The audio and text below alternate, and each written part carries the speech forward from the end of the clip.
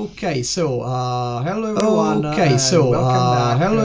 And welcome back after last week to another episode, to like the first episode actually of what I hope is going to be sort of recurring podcast, which will come up to the title later. But we'll talk about the title later. But the important point is that I've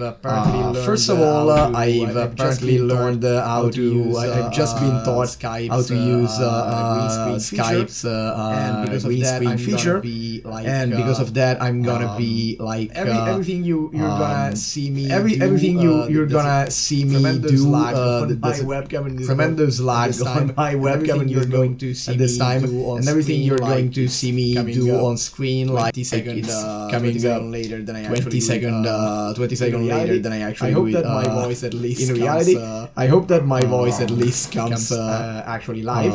But the most important thing is that we have a guest in the person of my friend and fellow gamer Mangosport, which we are going to be nerding out with for the rest of this little stream. Cutting myself short and letting him introduce himself. However he wants to. However he wants to. Yeah, first of all, there is like a 15 seconds lag between my screen and the Twitch screen. So, yeah. Oh, fantastic. Yeah, no problem. Oh. No problem. Fantastic. So first of all, it's just video lag, or you? It's just video lag, or you are adding the audio? Just video. Okay, video. Okay, we are gonna. There's gonna be some a laggy. Okay, we are gonna look like a laggy, poorly animated like N64. As long as our voices come out snappy, that's fine. As long as our voices come out snappy, that's good. So, hi everyone. I've been watching Fabrizio streaming since the first day, and it's a bit strange to be here participating in a stream with him, and I'm a bit nervous, but let's do this. What do we want to talk about today? Okay, I was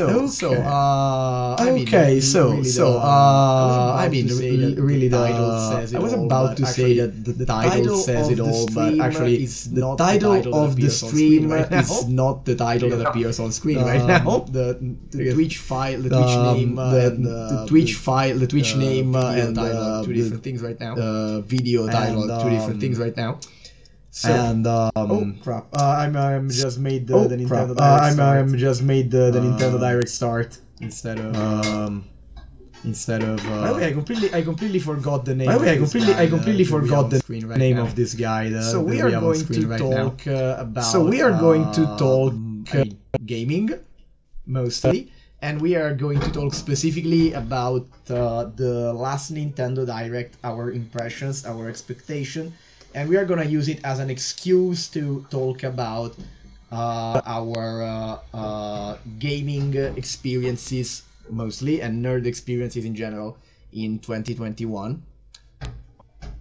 And yeah, also we are going to. There was. Yeah, sorry.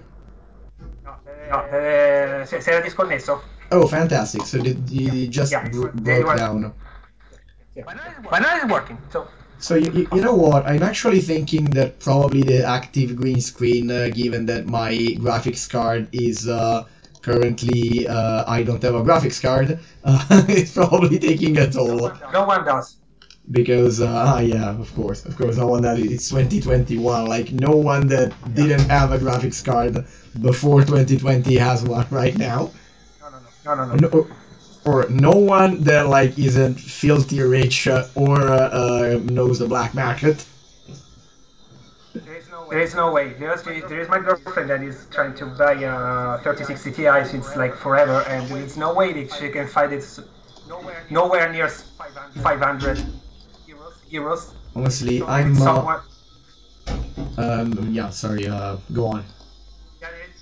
The MSRP price is 350 euros, and there is no way to find it in Italy for less than 700 euros, and it's just crazy. Every day I wake up, I look at my graphic card, and I said, thank you for your service. Keep doing this. Don't break down, because I don't have the money to change you. Definitely. Oh, hi, Caffeine. Another name that I was yearning to see again on this channel. Hi, Caffeine. Really, our German friend here. It's so good to have him again. So good to have you again, Caffeine. For a second there, I tried to put like green screen off, but the angle of the camera angle went like completely crazy, and like it showed basically everything in town. So yeah, no, I can adjust that right now. Basically, you might have gotten a glimpse of basically my neighbor's house, probably. It's a very nice house. Sorry for being a no-show for so long. You had nothing to be sorry on about Caffeine. I am just happy you're here. So back on track. Nintendo Direct. We're a bit late to the party. So of course I'm gonna get the immediately like I'm gonna address the let's say the dragon in the room and the dragon is on the dragon that's on screen right now. I'm sorry for the sound quality. It's usually a bit better. Today is the first time I'm doing a Skype call because on Mango's I have Skype issues obviously, and apparently there are issues on Mangosport's site as well. So by the way, let me check something. What if I can hear you perfectly. Okay, can you still hear me right now, talking specifically to Caffeine right now, and to viewers in general? Or Mangosport as well, if you can hear the audio of the stream. Okay. So I think...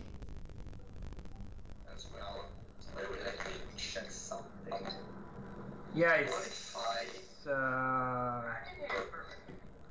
it's like a robot. It's like...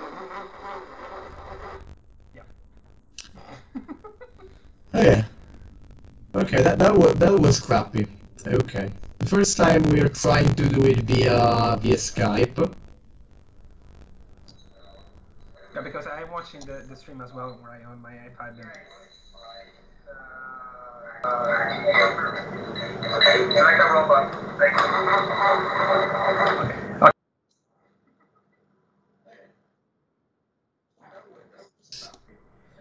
What I've done right now is I have... Why the hell are we having this much audio doubling? Boh, fantastico, bellissimo. What is the audio that I'm hearing right now? Oh, Caffeine even says that now it's great. Okay. Oh, so maybe it was the playback of the stream on your side because you were checking on... Sí. Okay, good.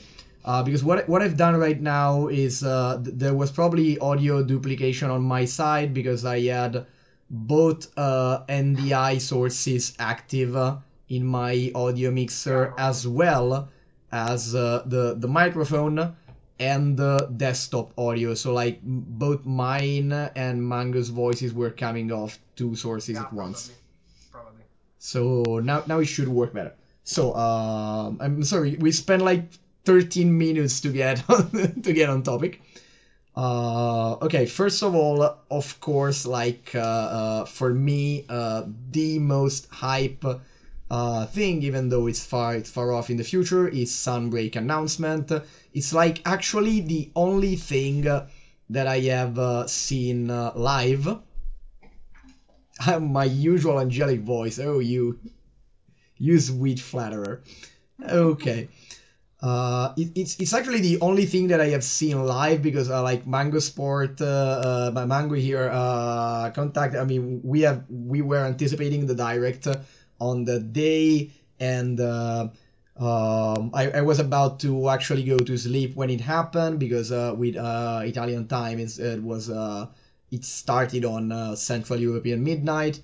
So basically, I guess Mango stayed up late to see it. Instead, And I woke up at 6 o'clock because I had to go to work. So it was like yeah, real masochism right there. And so actually the Sunbreak trailer is the one thing that I saw live because like it was exactly midnight at that point. So I texted Mango to tell him no spoilers please, and I just rapid fire clicked. And I didn't even saw the actual trailer. I saw, I'm forgetting the name, Nintendo producer presenter guy, and I saw him say Monster Hunter, and they showed the new Dracula dragon, and I like my intention was to go to sleep. Of course, that put off my falling asleep of like an hour later than I would have wanted to. Because I was like, oh cool, the expansion we already have. I mean, it feels like Rise came out yesterday, even though people, everyone is basically complaining, oh, Rise is dead, no content, I have only put in 600 hours in 1 week, this game is dead, there's nothing to do, and like, it's not even, I mean, it came out in at the end of March, so it's basically April, September. So what? It's like less than 6 months anyway, and we already have the announcement of the G-Rank expansion. And if you know anything about Monster Hunter, like these things, I mean, when I got into Monster Hunter, it was like the game is announced. Then it comes out in Japan, then like 1 year and 1.5 years later it comes out in the West, then 6 months after that it's the ultimate version for Japan, and like by the time the ultimate version comes to the West, they have announced the next game in Japan, usually. Or at least that's how it works. I just can't figure out how can someone put 600 hours between March and now. I mean, what the hell, guys? 600 hours? Really? Yeah, I mean, 4 months? I mean, I'm not, especially because if there's one thing I know, it's that like, I mean, it's the one thing that seems, I mean, I don't know, I don't have the statistics, but the impression I've got is that the Monster Hunter fan base is not exactly made up of like, kids or even a majority, even like all teenagers or like the youngest sector of society that you'd expect to have that much free time. Hello, Marcoda V96. It's my singer. Ciao, Marco. Oh, it's your singer. Oh, we're gonna talk about. Hey. Okay, just 1 second. I have to tell this for K-Fame. This guy has been my singer like 6 years ago, was 2016 maybe, and he was our singer because we had a power metal band like back in 2016, 2015. And wait. Oh, so is that Marco? Yeah, it's the third Marco. So okay, so is he the one that came like immediately after me? No, it's another one. Okay, so I don't know this guy. He was our singer. Okay. Then he decided to part from the band, and we called another guy. He was called Marco.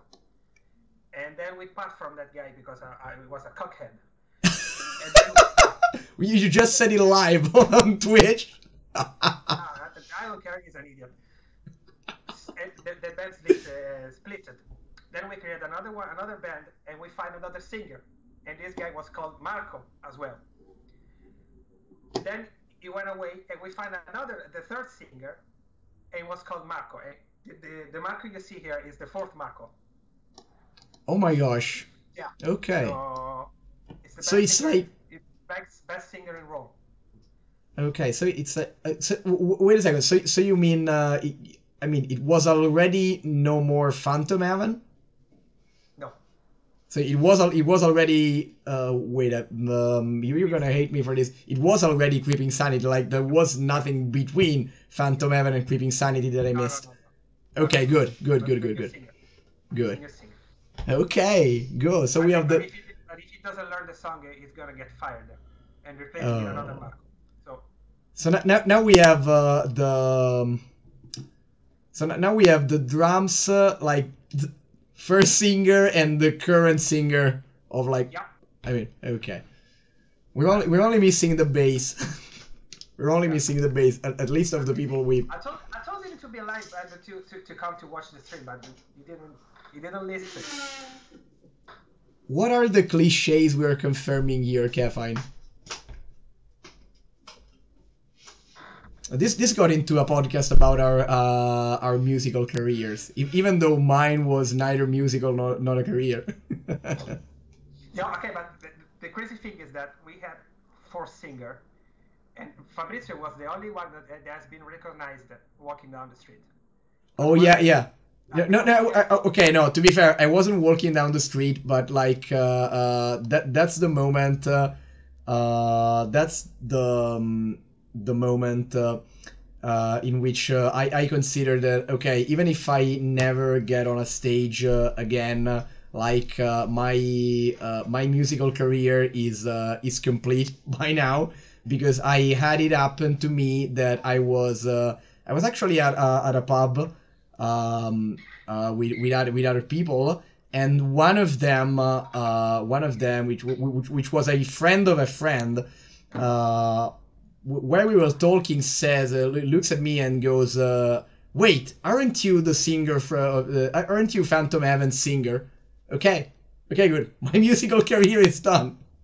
Okay, I've had a person that I didn't know ask me if I was the X guy from Y band. So I mean, I could never get on a stage again. I got what I needed from this. I'm satisfied. It's done. I'm cool. Yeah, and that's crazy. I mean, they didn't recognize our bassist player, which is just maybe the most famous person in our city. At least of our generation. Okay. Oh no. You are right. There's arguably an argument that the bass player in that band might be the most famous person in our hometown that is of our age and not involved in criminal activity. Yeah, exactly. Because or not a football player. No, as far as we know. As far as we know, or not a football player. It definitely was the most, at least in our final year, the most known person of our high school in our high school. That's what is crazy. Okay, back on topic. Nintendo fucking Direct, guys. Okay, we're here to talk video games. Was right. With all these Marcos, he said he has like 3 Italian first names, and that's true. Fabrizio is one of them. Then we have Marco. Then we have Lorenzo. But we didn't have any Lorenzo in. Just for one concert. Okay, I'm not gonna touch on this argument any further on this stream, Caffeine. If you want, we can discuss that in private. But the mafia territory thing is sadly actually not a joke in the context of the specific town we're talking about. I was actually serious. I meant what I said, and yeah, that's sadly that's not a joke. So I'm gonna do this. Okay, we have the full stereotype list. Okay, so that was the point. Yeah, Monster Hunter. The last point on Monster Hunter, and then we'll go back to.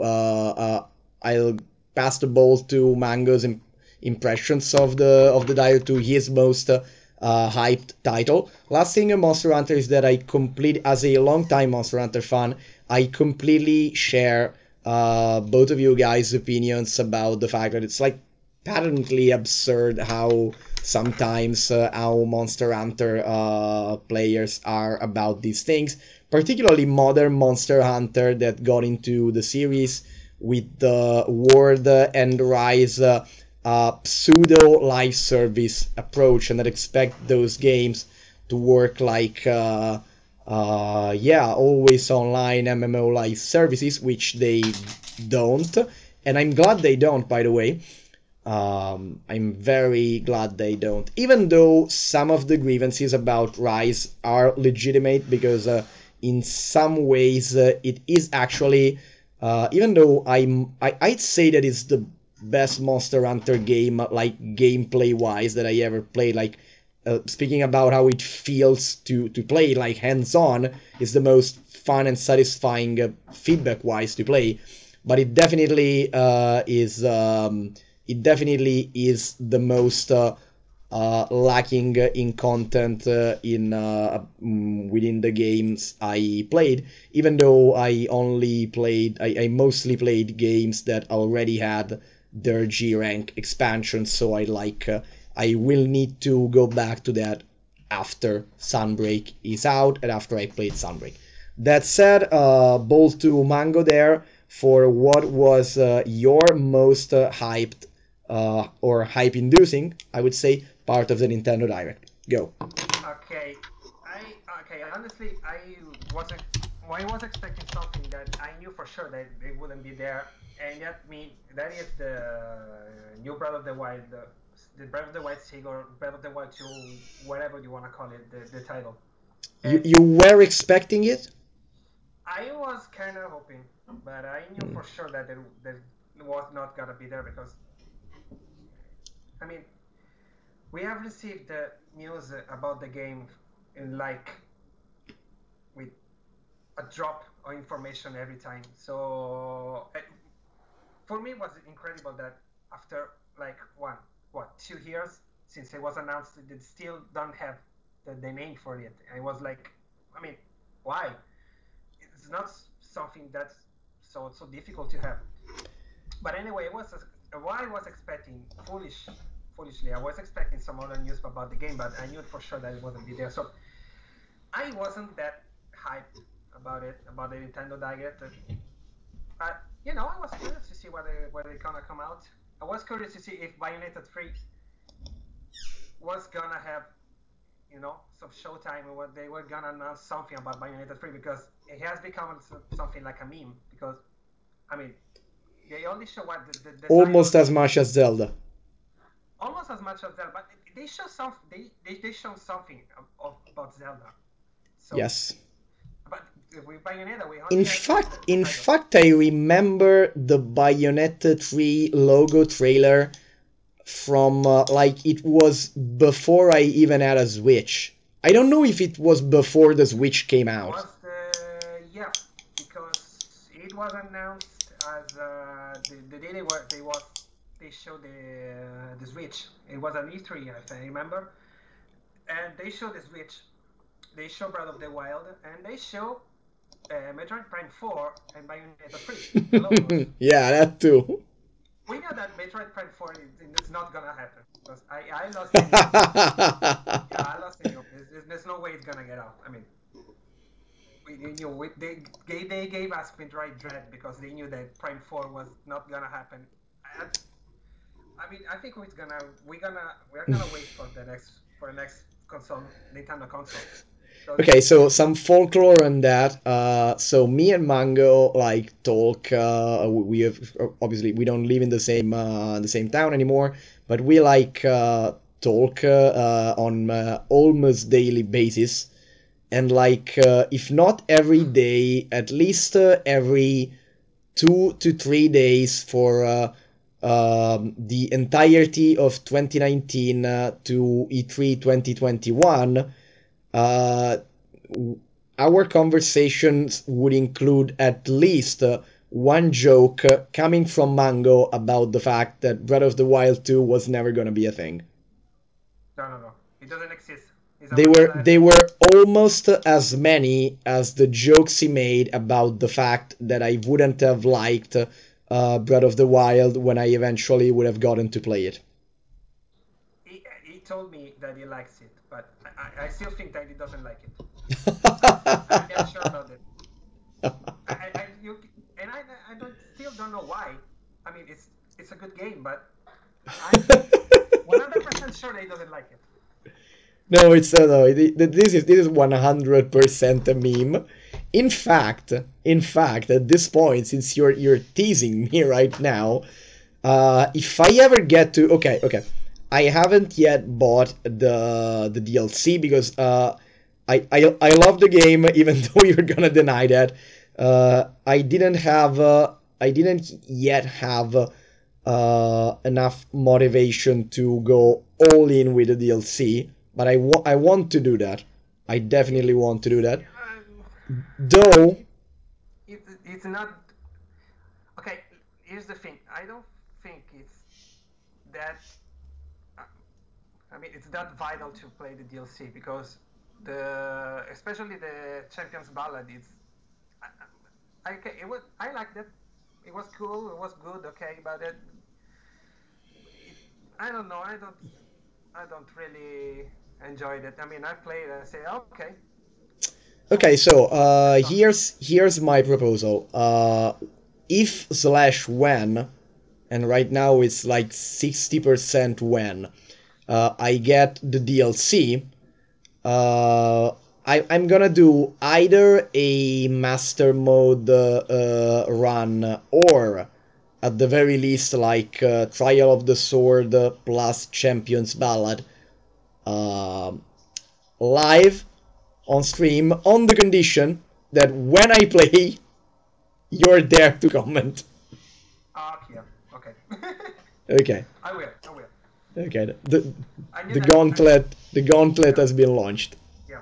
My girlfriend made a master mode run on Breath of the Wild, and the first thing she saw when she came out from what is called Resurrection Shrine with the first area was a golden lion, and she told me that the lion saw her and just kicked his ass back to Ocarina of Time. So it was awesome. But anyway, I was very happy about the announcement of Deltarune Chapter 2 coming on the Switch because I never. Oh, Deltarune. Oh, okay, good. Yeah, because I played the first one. I played Undertale, and I'm not ashamed to say that it was one of my favorite game of all time. It was an amazing experience. I didn't do the Genocide run because I was going to, but then I remember the handing for the pacifist run. I was like, no, okay, I'm not gonna do this, and I can't do it. It's too much. And I was so hyped to play Deltarune, but then I knew that it was only the chapter 1, and it was like an hour long, and I loved it. And it was so sad to know that it was not gonna have a chapter 2. I was searching for the Deltarune footage on the direct here right now, but yeah, it's gonna be like right in the middle. Because I don't know, we should have taken timestamps before. So no, go on, I'll find it. And so I was, very happy to know that it was gonna be a chapter 2, and it's been like 4 years since the first chapter was released, or maybe 2 or 3 years, but it was a lot of time. And I was happy to have it on PC, but I said I'm gonna wait to play it on the Switch because I played both Undertale and Deltarune on the Switch. So I said no, for sake of competition, I'm gonna play all of the 3 on the Switch, and I was very happy, that it was like, I mean, it was released the same day. So the first thing I do while the footage were still running, I grab my Switch and I go to download it because I love the game so much. And I haven't played it yet because I'm kinda trying to finish The Witcher 3 since 2016. So By the way, it's did you or not? Did you finish it in the end? Almost. Almost. Okay, so you. Yeah, I bought. Okay, so here's the thing. I bought The Witcher 3 on 2016. It was discounted. I played the first 15 hours, and then I dropped it because I didn't like it. In my opinion, it was too much slow. Then I picked up again in like 1.5 years later. I played another 10 hours, and then I dropped it again. And then I read the news that it was gonna be released on Switch. I say, yeah, you know what? Maybe it's gonna be the time because The Witcher 3, very long game, portability. I'm gonna play it on the bus or on the metro. I say, okay, you know what? I'm gonna buy it again. And then I didn't. Then I read the news that they was gonna have the cloud saves between GOG and Switch. And I said, okay, this is the time. I'm gonna buy it and I'm gonna play it. And I did. I played it. I played like 35 hours. And then I dropped it. I started to play Dragon Quest 11. I played like 100 hours of Dragon Quest 11. I liked it and I say, okay, this is the time to finish The Witcher 3. Come on, let's do this. Which reminds me that I have to finish the damn demo of Dragon Quest 11 and get the damn game. You didn't even finish the demo. No, because like the moment I started it like at the same because you would have heard more from me about that if I did. I got it like I got it once that I had to deinstall it because at the time I didn't yet have the micro SD for the Switch. So I was like I had no memory for that there was a sale on Monster Hunter Generations Ultimate, so I got it again, and when I got it again, they had a kind like 80% discount on Ni no Kuni full game. So like it fell to the wayside quick. It fell to the wayside quick, and like now I can't. Basically, I physically can't. No, I mean, I just can't get into one more I was gonna say cartoon. Let's say anime JRPG before I finish Ni no Kuni, and then I'd be able to. Yeah. I have to get back to Ni no Kuni, which I mean, lots to say about that game. And also I need a refresher because I have forgotten a good deal of the plot points by now, and then it's Dragon Quest time, at least on the JRPG list, which is a separate list from the rest. The crazy thing about Dragon Quest 11 is that I have never played a JRPG in all my life. And that was the first one, and I remember watching the trailer when it was released on Switch, and looking at that, I said, ew, what the hell is that? Then I pick up the demo, I played it, and I say, oh, okay, yeah, it's kind of nice, maybe I'm gonna give him a chance. I bought it, and I fell in love. I mean, I played 100 hours. I didn't do the Act 3, the post-game stuff, because they kind of spoiled it to me on the Dragon Quest subreddit, so I read all the plot for the post-game. I was like, okay, no, there's no way I'm gonna put like another 100 hours just let it off. So I said, okay, no, I can do it. Yeah, what happened to you with Dragon Quest is the same thing that happened to me in like at the beginning of high school, when it's like the first impact with Dragon Quest. It's something magical, especially because I mean, game wise, Dragon Quest is weird because game wise is like. Old school RPG trope, the game. I mean, it's like, obnoxiously so, like irritatingly so. Like people sometimes, on some regards, it's like more old school and more unchanging than like even Pokemon. It is. It is. It's like the No, Caffeine, you don't need to know anything about older games because it works exactly like Zelda and Final Fantasy. Yeah. Okay, so they say that the post game was kinda related to the first to the first three Dragon Quest, but I don't know then, so maybe I was wrong. But anyway, Dragon Quest 11 was the reason why I dropped the Witcher 3. Then I pick up again, and then Cyberpunk came out, and and so yeah. I just picked up the game like a couple of weeks ago because I finished Cyberpunk, then Skyward Sword came out, and then I said, okay, it's the time to finish The Witcher 3. Yeah, I'm getting that everyone has that one cursed game that they seem to be unable to finish or even play because stuff keeps coming up. Yeah, and it's not that I don't like it, because it was I would say my game of the year for 2020. Once I get almost to the ending, I love the game. I mean, I was preparing the Geralt cosplay some times ago. I love the game, but the thing is that it's too much. I mean, you played it and you for like a couple of hours you say, okay, it feels like just like eating like a 3-layer cake. It's just a game. Yeah, I get.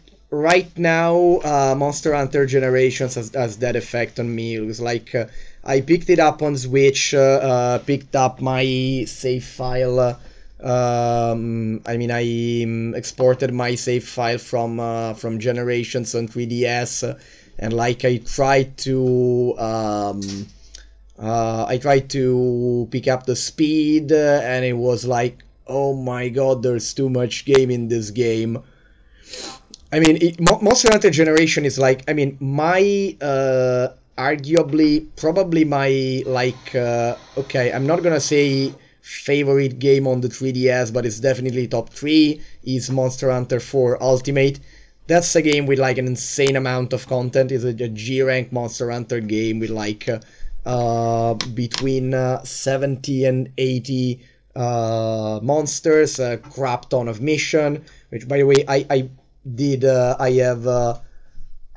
I've hunted every single monster at least once. I've made like 3 or 4 endgame sets, and I did every single mission of the single player campaign except for one, which I still haven't done and I hate a lot.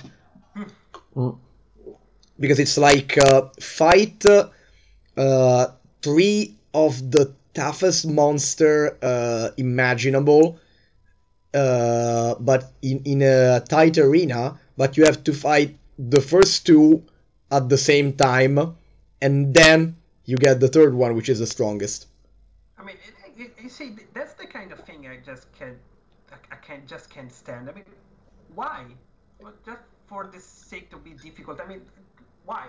Because that mission is the final. I mean, that doesn't even really give you a whole lot. That is the dick measuring contest mission of that game. That is the if you can do this, you can pat yourself on the back quest. Yeah, I mean that's my main gripe with Doom Eternal. It's the biggest dick contest game, as I call it. Like the whole game is like what I just described. Yeah, it's okay. So the base game is awesome, okay, and you can play it whatever difficulty you want, and it's extremely well balanced. I mean, if you are just a godlike creature, you can play it in Nightmare, which is the highest difficulty, or if you are like me, it's a normal human being, you can play it on normal or hard, and it's gonna be awesome either way. Then the DLCs came out, and that's where the game designer decided, okay, you know what? Screw you. And they just turned up to 11 the difficulty scale. It was just difficult for the sake of being difficult, and it's something I just can't understand it. Why? I mean, the pace is completely ruined. The super hyper duper difficult level, like the master level, are completely stupid because they just throw all the toughest enemies in the same arena and just, you know what, now it's difficult. I just can't understand why. I mean, it's still also an awesome game, but I don't understand. It's stupid. I'm really sad to hear that, because the thing is, Doom is a game I really want to get into because of the experience. Because the experience, like the experience that I had with the first Doom, like I mean 2016, of course, the first of the new Doom games, with the PS4. Okay, fine, I got that. With the first PS4 demo of Doom 2016, it was exhilarating. Like I rarely felt that much catharsis with a game, and I am someone that usually does not like and is not good at first-person shooters. With one exception, because I played. That's only one first-person shooter that I played to the end, and I'm probably the only person both in the stream and watching the stream right now that played it. By the way, and I'm talking Red Steel 2 on the Wii. I saw there was like a flea shop in Rome, and they were selling it for like 70 euros. Okay, so the issue is if you had issues with the motion controls in Skyward Sword, you probably won't like that game, because it's like okay, the controls in that game work way better than Skyward Sword, but it's like that concept of actually doing the sword fighting with the Wii Motion Plus, but it's the whole game is that in first person. And you should as well. So okay, to me it was amazing, but the point is I would play it standing instead of sitting, and I would be sweating at the end of a gaming session. No way. Because I was like swinging my arms wildly in the living room. No. Do you see that's gonna be a good remaster on the Switch, because it has a gyroscope. Yeah, that could be that. I mean, a remaster of that, I would buy it like that. Of course, I mean, with the living space I have now, I'd probably end up hitting somebody else, but or like smashing the controllers against the what excuse for a table I do have. But because the point, I mean, that's why I've never played Skyward Sword. Okay, so Red Steel 2 had a couple moves that was like this super samurai moves for effect, that you could each one with the name of an animal that you did by physically by charging the sword with the A and B buttons and then mimicking the movement. And like one of my favorite ones to do, but it was incredible. I mean, if you have a little living space, it's kind of a problem. Was the power called the bear, in which you would slam down your fist and make like an earthquake shockwave and send enemies flying. I don't have enough room. That's why you kept your Wii in your living room, because it was huge. Exactly. It was like the VR room, the Oculus room. It was the same thing. Yeah, in the moment, just the only difference is that my dad would be working on the other side of the room, and he would occasionally get mad or shout at me if I got too much into the action. Can you just imagine if smart working was a thing back in the day? So it was maybe in a meeting, and if their colleague was watching you, like. I don't have to. I mean, okay, that specific situation did not happen, but the point is, I don't have to imagine if smart working had been a thing for longer, because my dad has been working from home since 2004. So I have literally lived more than a decade in that situation. So luckily it didn't happen. Okay. So yeah, it probably happened. I mean, I had been playing. I had been playing with the Wii in the or PS4 in the same room in which he worked and had conferences and stuff like that for literally years. So I know that feel. The reason we got FPS. Yeah, Doom. I had an amazingly good time with that Doom demo, and I want to get into a full Doom game. They released a demo of Doom 2016. Not on the Switch, on PS4. On PS4, okay. There is a demo on PS4. It was like insanely fun. Because like the moment. No, I remember because I remember that I bought the special edition of Wolfenstein in New Order, and it was the code for the beta, but it was only for the Xbox One. No, on PS4 there was just a free demo. Oh, okay. It was the first level, and I immediately was hooked from the moment it started, because I mean the thing, there was this moment at the beginning in which there is this, you're waking up and there is this disembodied voice that tells you about all of the horrible things that demons do, and how fierce and fearsome and cruel and merciless they are, and then it says, but you will be worse. That was awesome. And at that time I was like, okay, okay, I'm sold. I'm fucking sold. I have a wallpaper on my iPad with that exact same quote. Yeah, red, blood red, and it is awesome. There's the thing. Oh my God. I would dare to say that gameplay-wise, I liked more Doom 2016 than Doom Eternal, because Doom 2016 was like straightforward, pick up a gun, shoot guy, done. And that's exactly the thing that you want from a Doom game. Just, straightforward, merciless killing. With Doom Eternal, they add a lot of stuff which is very, really fun.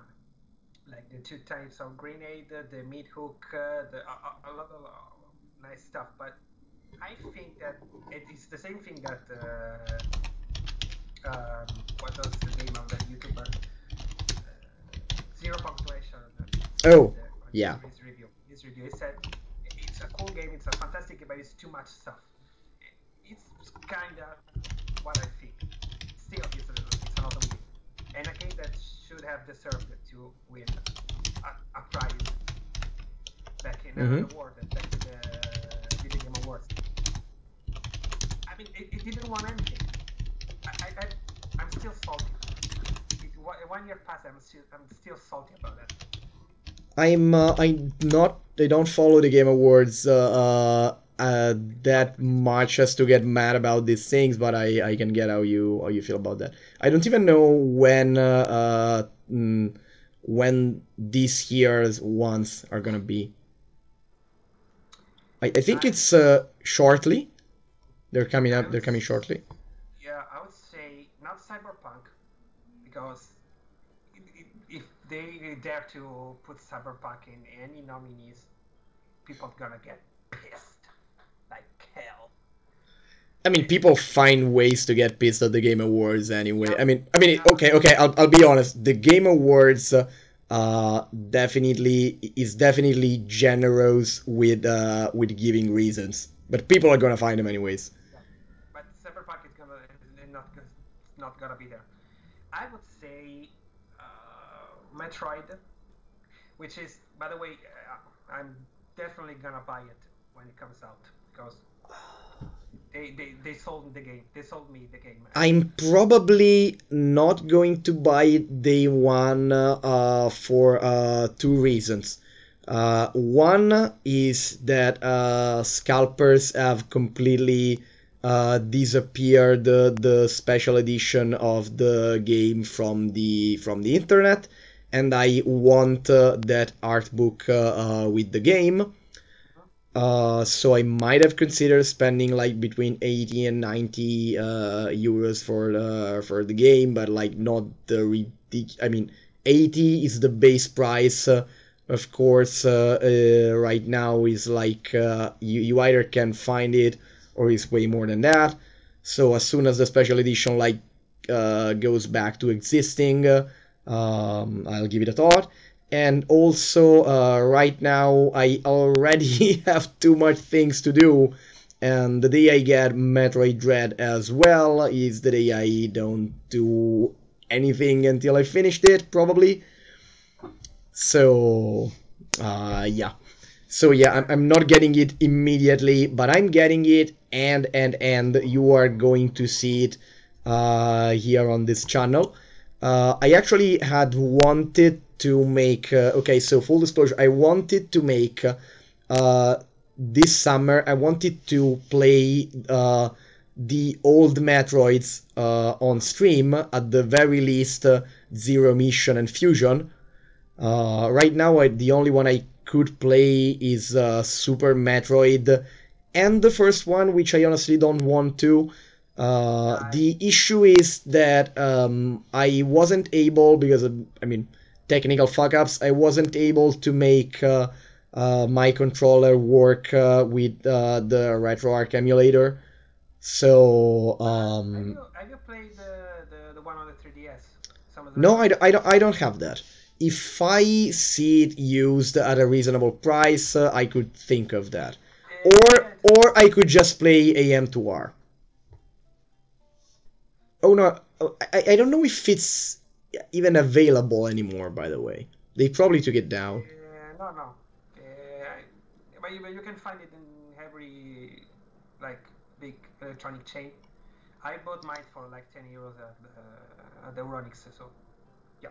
Yeah, I think I could try that. Problem is, of course, I wouldn't be able to stream that because I'm not going to right now spend an insane amount of money on a 3DS capture card, especially with my old ass 3DS. Are they a thing? I mean, do you care? Are 3DS capture card a thing? I didn't know that. There are 3DS capture card. I don't know. I think they are. I mean, it's literally years ago. Last time I checked. So it could be. I'd say anywhere between 150 euros to 300 and something. Wow. Okay. But they definitely exist. I don't know what's the market like now. I like literally only checked years and years ago, and it were like I mean the price was 3 digits, and you might have had 1 or 2 months to wait depending on, or you might have had even worse to send your console in to for modification. Okay. But they definitely exist. Okay. So, oh, okay. So, so speaking, was, yeah, it's gonna be a thing. 99%. Game Awards. Yeah, I would say Deathloop. I don't know why, honestly, because I played the game and it's like okay-ish at best, but you know, critics seem to like it, so okay. I literally know zero and zero about Deathloop, except for the fact it exists, and maybe, if I'm not wrong, that has something to do with time manipulation or time travel. Yeah, kinda. Okay, so basically the game is about this time loop, where you have to kill 4 guys in the same day, or the time resets and you start back to the beginning. That's, oh my god. Basically so it's Majora's Mask with guns and sci-fi. Yeah, basically, yeah. And I mean, I've played it, and it's, as I said, it's okay at best. It's not something outstanding, but for some reason, critics seem to like it. So, okay. gonna be a thing in the Game Awards. Then I would say I honestly don't know because which game? Kenna. I think it's gonna get because indie game, super cool. It's gonna be on the Game Awards. I mean, when are the Game Awards taking place? November. Okay, so everything that comes we're counting as a possible candidate. Everything that comes out like before October 15, or like the whole October. November, because I remember that when. Because of course, reviewers. So everyone already has copies. Because Death Stranding, when it came out, it was nominated for the Game Awards, and it just came out like 2 weeks before. So. Mm-hmm. And Cyberpunk wasn't nominated because it came out in 20th of December. So, I honestly don't know what other games are out. I know, probably. I hope that when the time comes, we can do another stream commenting on that. Right now, I'm more focused on. I mean, I normally don't care that much about the awards themselves. It's gonna be on the. You think it's gonna? I mean, I honestly don't. I was about to say it, but I honestly didn't think it's gonna win something, even though it might be nominated. At least nominated in the best action games category. At least, yeah. Okay, if we're going, okay. I honestly am not sure it's going. I mean. If we're talking like my judgment and my game of the year. That's like, I mean, I have 2 contenders right now, and if you reduce it to best action games, there's one, but it's almost the only action game I played in 2021 anyway, so. Yeah, I'm trying to find a list of 2021 released, but. Damn. Also, what else came out this year? Halo. Yep. Okay. Yeah, Halo is the Italian pronunciation. Halo. It's like Tomb Raider. Exactly. The famous Tomb Raider. It's Tomb Raider, but we say Tomb Raider. Yeah. Bandicoot. It definitely feels more 90s that way, or more early 2000s. Early 2000, yeah. When we were young. Do you remember when we were young? I mean, you say that as if we are not anymore. Okay, I mean, it is the thing. One of our guitarists is 17 years old. And okay, now you hurt me. Yeah, when we talk about the stuff in our youth, it's gonna look at us and say, "I wasn't even born." Wait, what? And then we're like, what the hell? I mean, we are not so old, and then we remember that he's 12 years younger than us.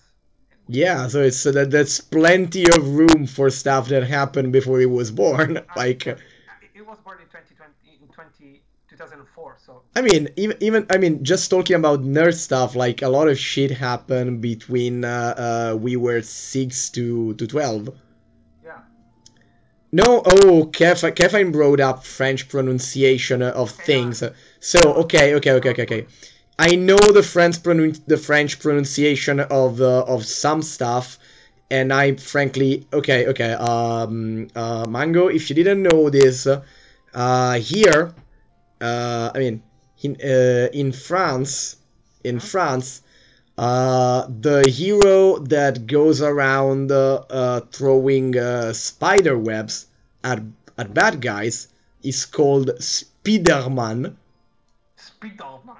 Literally Spiderman, with the E, and also the franchise with Jedi Knights is Star Wars. They literally say Star Wars, or better, Star Wars. That's cringe. Star Wars. Okay, so. Okay, Ratchet and Clank. I forgot about that. Oh, Ratchet and Clank. Oh yeah, new one came out. Yeah, it's gonna 99% be the Game of I'm so disconnected from everything that's not Nintendo related. I have been so disconnected from it. Yeah, I'm just looking at the list because I didn't remember. Or at least now. Spider-Man. Yeah, nothing but love for that. Yeah. As if we had planned it. Oh yeah, yeah, Kevin was about to say exactly Spider-Man. Or Spider-Man. Spider-Man. Can you imagine Dragon Ball Kakarot is nominated and he actually wins the Game of the Year awards? Like, for the memes. That could be. I mean, it also that does come out on Switch, I think, if it already hasn't. I'm blanking on it. Yeah, Dragon Ball. Just like yesterday. Oh, okay. So it just framed because it was in the direct. It was in the direct. Yeah, I'm just looking at the list, and I don't. I have no idea, by the way, of where it has. Oh, I can't speak anymore. How long in the Dragon Ball story does what's his name? Does Kakarot go? If I recall correctly, it's like the full story since like the Saiyan saga up until I don't know, Beerus maybe. Okay. Because I knew that the DLC is about Beerus and the Super Saiyan God. So. Okay, good.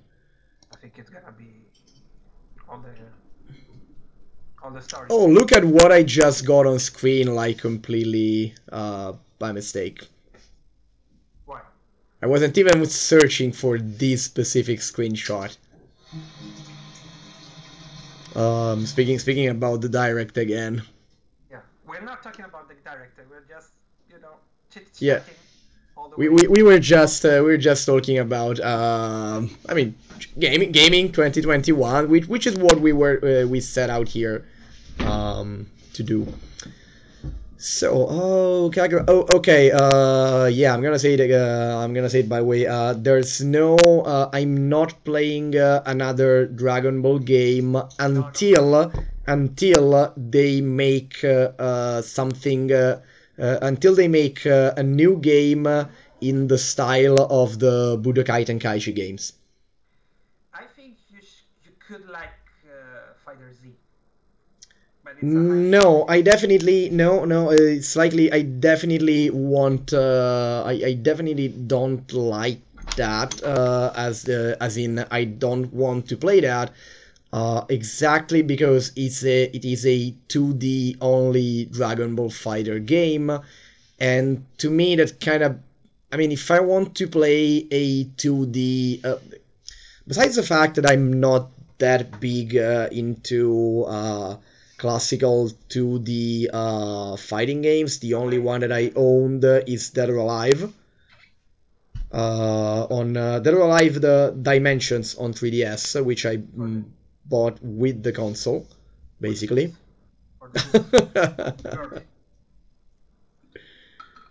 Okay, yeah, not gonna lie, that's a fact. That's a factor in why I picked that over Street Fighter 3D. That's definitely a factor. So yeah, for the waifus. Not necessarily. Honestly, it's honestly, it's no. You gotta believe me on this. It's for the waifus, not specifically for the boobs. Because I already found. I mean, I've always found like jiggle physics extremely cringe. Even when I was like at the height of the horny teenager phase, that was cringe. That was cringe for me. I still like it. No, nothing wrong with that. Nothing wrong with that. Though I definitely say yeah. Dead or Alive, you played for the waifu. In my case, it was either. Yeah, I don't know if you know if anyone here knows the characters. In my case, it was either Christy or Hitomi. So you can do a quick search. So. Just be careful. Just turn safe search on, probably. Yeah. Okay. I can imagine. I mean, it's dead or alive. I was very happy to see the announcement of both Disco Elysium and Star Wars Knights of the Old Republic. Because for the first one, I have tried it on, I think it was on a Game Pass, or I mean, I tried it on PC. And while I liked the game, I said I have no patience to play it on PC. Because it's a long-ass game, and I don't have the patience to sit down and play it, because I don't have time. Yeah, it's like the long games, you have to play them portable, right? I think so. Yeah, I definitely get that.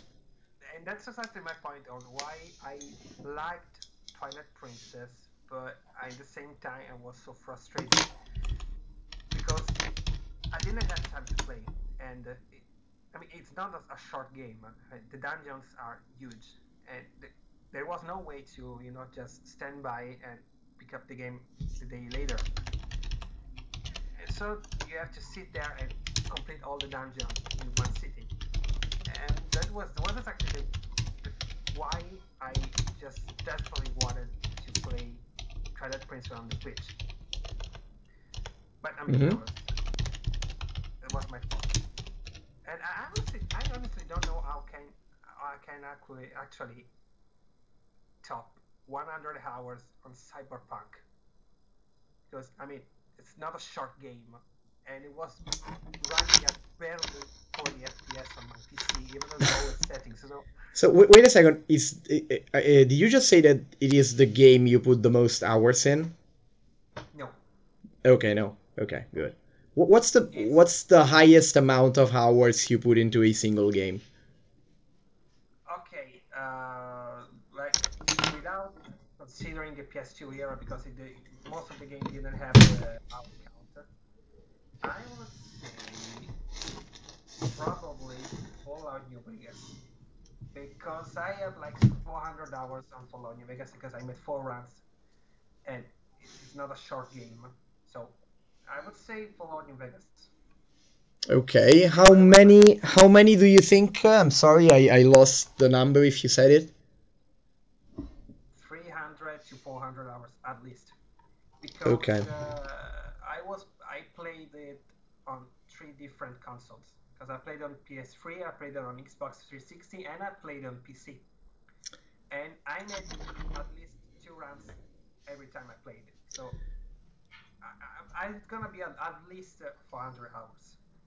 So I was trying to see if my 3DS was within arm's reach, because then I would have been able to try and give you like an answer in real time, because the real I mean, honestly, if I had the exact numbers, whatever the first is, it's going to be a Pokemon game. And I definitely have, as Kefine is saying, for Final Fantasy X, I definitely have I definitely have a 4-digit hour numbers in main series Pokemon game, combining all of them. I definitely have that. As for the single game, the single one game and one playthrough, it's gonna be Monster Hunter 4 again, followed by probably one Pokemon game. I don't know. It's either Pokemon White, or Pokemon Emerald, but Pokemon White definitely wins on the single playthrough account, because I actually started Emerald at least twice. Or Pokemon Omega Ruby, which I sadly lost the cartridge of, like saddest event in my gaming life. But the game, of course, the game I have played most times, in the sense that I have most times started and completed a save file, is going to be Snake Eater. Because of course, I mean, I played it 5 times on PS2 and 2 times on the 3DS. And the second 3DS playthrough, I actually tried to get all the Yoshis, which was that. I mean, the original game had the frogs, the Caratons, the 3DS version had every single area had a Yoshi figure that you could shoot, and shooting all 64 of them was one of the two ways to get the optical camo that turned you invisible. The other way was to make a perfect playthrough, as in no alerts and no kills. By the way, I came very short at least once of actually making a no kills playthrough, but I accidentally dropped the guy in the water while I was trying to move the body away from it. And also one time, there was that one time in which I after a grueling infiltration into the swamp, there was one guard standing between me and the next zone, and so I had my tranquilizer gun ready, took in a deep breath, lined up the shot, went for the headshot, pulled the trigger, and then I saw the blood spray, and I looked at the corner of my screen, and I realized I had equipped the wrong fucking gun. No. And I was there, imagine, I imagined Naked Snake there, going, ha, I'm gonna put you to sleep. And then the blood splatters, and I looks at the gun and goes huh, fuck. I just imagine that you just went to the killing spree, you were screw that, and you pick up a minigun and just, wah! Of course, sometimes I just did. Sometimes I just did that, or times in which I just couldn't bother. There was some parts of the game, which when you get up to the mountains, at one point it's okay, fuck you, you get out an RPG and start shooting down the helicopters. Even though, I mean, Metal Gear, I played, I actually, of course, I like multiple playthroughs. I actually got all of the 3 books that came out, but I played MGS3 7 times, MGS2 twice, I think. Haven't yet played the first one, haven't yet had a chance.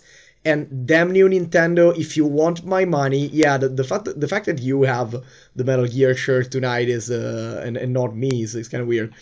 I have a. That's the only one I played, actually. The first one. Yeah, fantastic.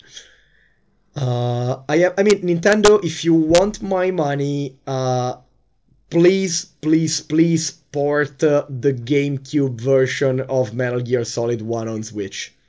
Okay, that's an interesting topic, because during the direct, it was announced that it's gonna have this kind of a DLC for the online subscription. That's the one way to put it. Yeah, honestly, fuck that. But yeah, go on. Because here's the thing. We are sharing our line with the other 5 people, and I wasn't gonna upgrade it because, I mean, no way. It's just stupid. They said they were interested, so I think I'm gonna upgrade anyway, but I kinda scared. Oh yeah, right, I got together priced. But I don't really want to support that model, though. It really annoys me. No. Because, I mean, they are the N64 games. We have Ocarina of Time, which has been released for what? Also, it's 4 of them. 4 of them. It has been released And also, honestly, if they just made an actual virtual console and sold them for a reasonable price, not the shit they try to pull sometimes, for a reasonable price, people would actually buy them. No problem. I would. I know I would. Maybe not Ocarina of Time, but I would buy a number of games, of classic games. Honestly, in this aspect, And in this one, the Wii U was the best Nintendo console ever. It was. Because having a Wii U was like having almost like having every single home console Nintendo had published up until that point. Wii U's Virtual Console was great, and it almost was to the point of having a GBA title, which the fact that we have gone through the Wii U, the 3DS, and now the Switch, and still they are not giving us a way to play Game Boy Advance, and still they're setting the world on fire if someone tries to emulate them. It's fucking infuriating. It is. They pulled that bullshit move to only release the Game Boy Advance games and the new Nintendo 3DS. With the Ambassador program. Fuck that. And my girlfriend has, because she was an ambassador. And I was like, I mean, I'm gonna pay you to buy your game. It's not like I was gonna download it for free. It just sold me to me. I'm gonna Dude, I've been wanting to like pay Nintendo specifically, not like find used copy. I have been willing to pay Nintendo specifically to play Metroid Fusion since fucking 2010. And I can't. Yeah, that's the same thing for me with Minish Cap. And I can't right now. The game. I'm glad that our conversation takes us into territory that allow us to actually comment the Nintendo Direct without doing it in fixed order. The second thing that hyped me the most about the last Nintendo Direct, besides Sunbreak, is the fucking Castlevania Advance Collection. Which I don't know when, but I am gonna get. I actually have never finished a Castlevania game. The only one I've actually played like a good deal of is Aria of Sorrow emulated. I got stuck at the death boss fight, because I was playing on mobile. That was the one on the Nintendo DS. No, it was no Nintendo. The DS had two actually. Aria of Sorrow was like the third one of the 4 GBA games. Okay. And by the way, lovely game. Even though I mean the plot of the game is weird as fuck. The beginning was exhilaratingly weird. I remember I still laugh every time I think about the dialogues in which characters, which the protagonist says, "Yeah, but where are we now?" And as if it was the most normal thing in the world, people look at him and say, "Ah, we are inside the solar eclipse." And I was like, "Eclipses are not places. What the fuck are you talking about?" Oh yeah, right. It's no, I can explain. It's because in 1999, Dracula's castle was sealed inside the eclipse. Eclipses are still not places. Okay, good. I guess we're inside an eclipse now, whatever the fuck that means. We're inside an eclipse. I'm gonna be honest. I've never ever played a Castlevania game. I have yearned to finish a Castlevania games for a Metroidvania of any kind. I've actually bought Cave Story, but that's a whole other story. Have you ever tried Hollow Knight? Hollow Knight, I've wanted to play it for the longest time, but honestly, a part of me is scared that it could be a second Bloodborne, as in I buy it and then some things happen and I never finish it. That's exactly what happened with me. Because I bought it, I played like half an hour and I said, fuck no. No, I played way more of Bloodborne, but like I put it down for months. My history with Bloodborne is actually interesting because I mean I think it's interesting. You might think it's totally boring. I don't know. I know it. So, oh yeah, I already told you that, but for anyone, I'm not gonna go into detail, but basically it was a period in which I was kind of going through a bad moment. I was a bit depressed, not in the clinical sense, but like I was of a very constant shitty humor, in these days, in those days. And I wanted some like free serotonin. I wanted to treat myself, and I decided to buy myself a game. I also bought myself a Garchomp plushie, but that's another story. On the very same period. Grown man. So I wanted to buy myself a game, and I found. I bought this like. I love that. It's so cute. I'm 30 years old. That's so cute. That's so cute. I love that. So I wanted to buy a game. I went to the local GameStop and I found two PS4 game, both on sale for 31 euros. One was Batman Arkham Knight and one was Bloodborne. And my very sad mind was, do I want to, I was very sad and beaten up at the time, and I was like, do I want to play a game in which I am like this invincible god superhero that can handle 20 enemies at once with pressing a button? Or do I want to play a game in which I know from the start that everything that moves can kill me horribly, and most of what I'm doing is ultimately pointless? And for some weird psychological reason, I felt that the second one would actually make me feel better. Probably because I didn't want to feel like having... I wanted to feel like I was earning some victory. So like I played, and in that I got Bloodborne. I played it until I played like the first three, until after Vicar Amelia, the first three bosses, and then I got to Hamwick, and after like 3 to 4 fast-paced, action-packed, balls to the wall boss fights, I got to the Witch of Hamwick.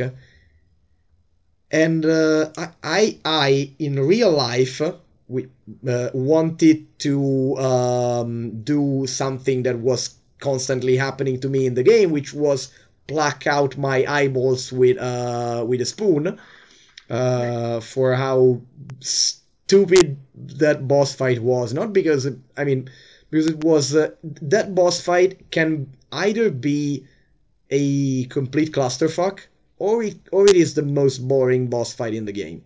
I saw it. There's no middle ground.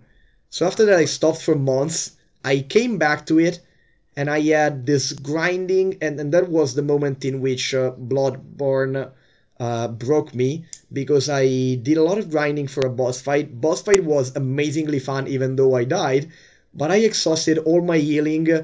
And then the fact that in Bloodborne, unlike Dark Souls, the healing does not regenerate and you have to farm it again if you finish it, hit me like a truck, and I was like, I'm not going through this shit again. And to this day, I haven't picked up Bloodborne again. I think I don't have the patience to play a Soul game.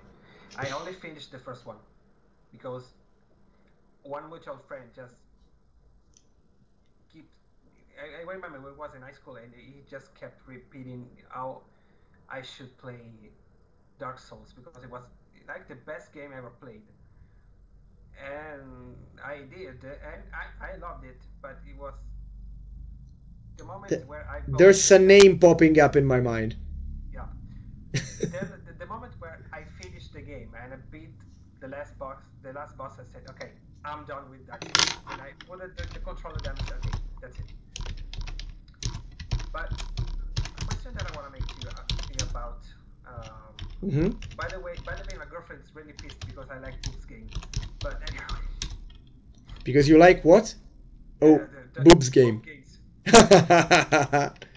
Is she there right now, or is she listening to the stream? Yeah, she is. Okay, good. Ciao. Okay. The thing is, so they're gonna make this DLC on the online. Okay. For you, is there any chance to have the GameCube games on a Switch? I am torn because I want to. I mean, there might be. If you just ask me about predictions, I'm gonna say it might be. Right now, I'm not saying any more than 30%. And I hope, if you ask me what I want, I definitely want them to be there. And what I hope is that the way it works is not that they add another layer to the subscription model.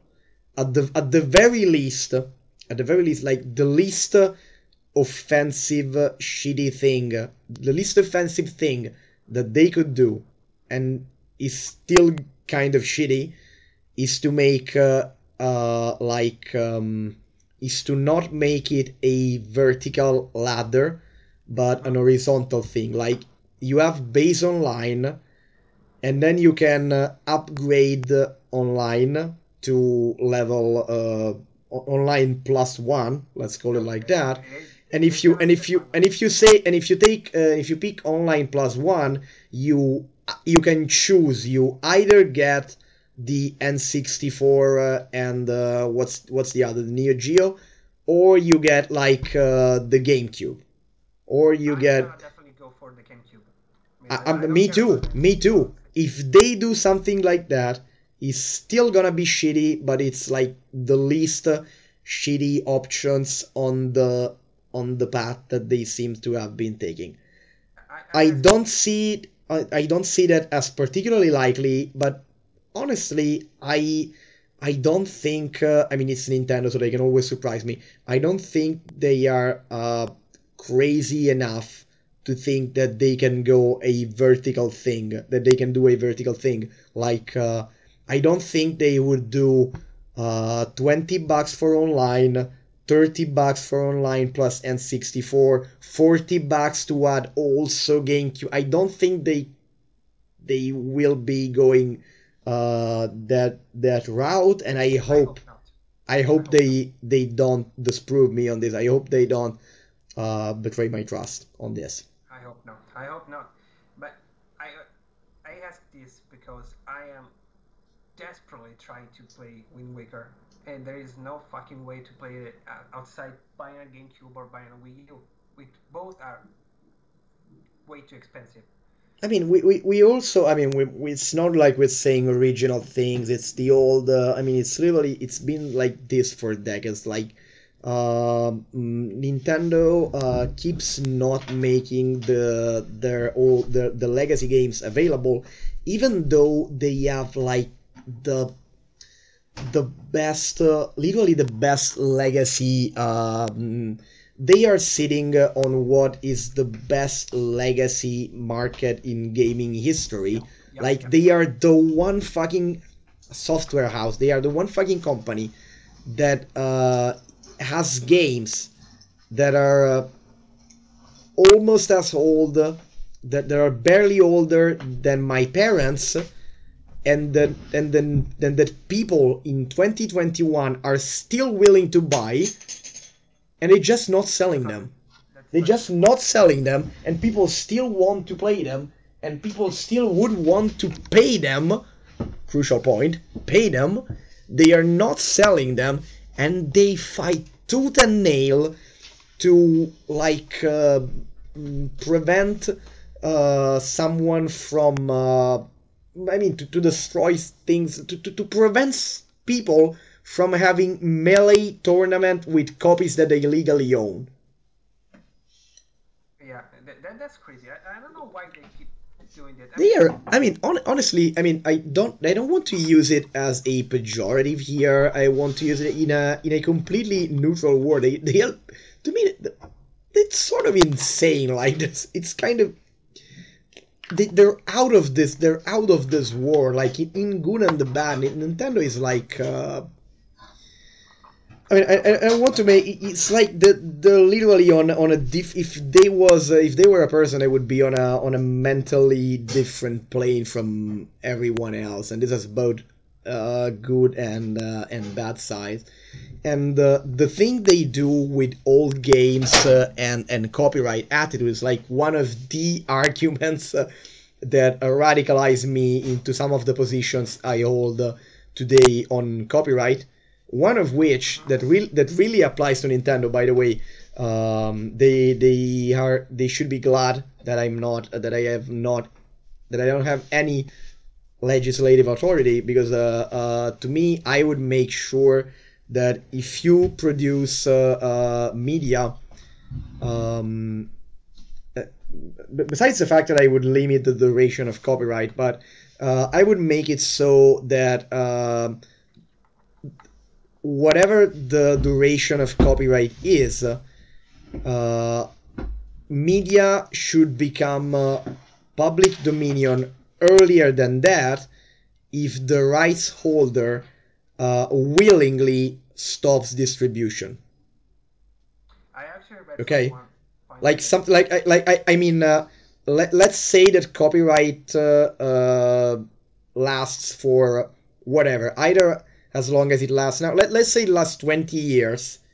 If after let's say it lasts 20, which is I think is how it lasted when copyright was introduced as a concept. Let's say copyright lasts 20 years. If after 5 years you willingly, and I mean not like because like your business failed or financial duress or something like that, like you willingly, there are some condition, you stop production of something and stop selling it, then a countdown starts, and in a short time after that, so you can do it. Of course should be very short, because otherwise you get to play with artificial scarcity, like discontinue and then sell again. So it should be very short, if not instant. The moment the last copy is shipped and you say we're not distributing anymore, fuck you, public domain. Okay? I think that's so. I mean, I would prefer for them to make like Sony does, because Sony just doesn't care about what happened. It just keep doing remastered and then rethink and just putting up new shit every day. And people still buy them. People still buy them, and they just say, okay, let's pretend. I mean, for example, Ratchet and Clank. They just say, okay, let's pretend that 6 games before them didn't ever happen. This is Ratchet and Clank. I mean, how many times has Metal Gear, as some form of Metal Gear collection or remake, been sold as a remaster, and it's like, hey guys, we added 1 polygon more to each of the models, but buy the whole box again. They do the Skyrim thing, but I mean, I don't know why they just grasp on the EP so hard, and they don't make new games. I mean, let's say F-Zero, okay. I knew for sure if someone sometimes in the future makes an Unreal Engine remake of F-Zero, they're gonna sue it, but not putting it out a new game. And I'm gonna say something. If instead that was Sega, they would hire him. Yeah, that's a crazy thing. I mean, Sonic Mania was made by fans, if I remember correctly. Yep. And it was actually the by the way, someone could say, if I have to play devil's advocate, some could say, and they still can't make decent Sonic games for the most part. That's exactly what somehow they still exactly. And I am against piracy, because let's be honest, I have both the 3D All-Star collection. I have the poster over there of Mario Galaxy, and I love the game. And I both needed Skyward Sword HD, and I loved it, because I don't want to emulate them or play them on the Wii, or buy or find a copy that costs like 50 euros because it's Nintendo, it's Super Mario, it's Zelda, so it's gonna be expensive. I mean, the shortest version of my stance is that I am mostly against piracy. Probably. If I had to, of course, I mean, if or I mean, I can explain it like that. Going back to my earlier point, if there are legitimate ways to, and for legitimate, if there are official, legitimate, whatever you want to call them, ways to play the product, then I'm mostly to get the product. If it has been localized and there are legitimate ways to get it, then yeah, I don't pirate. That's what I do, because I mean I bought Skyward Sword HD for like on day one, and I also bought the Amiibo. So I mean, Speaking specifically of games here. Yeah, and I am a Nintendo shield, like you know, all my being, but I mean it's just stupid. And as I said, I am desperately trying to play Wind Waker, but if it doesn't get released anywhere in the next 2 years on the Switch, I'm sorry, I'm gonna emulate it on my PC. I mean, there's always a chance. I mean, one could always get it again when and if it does come out. Normally, I mean, I probably.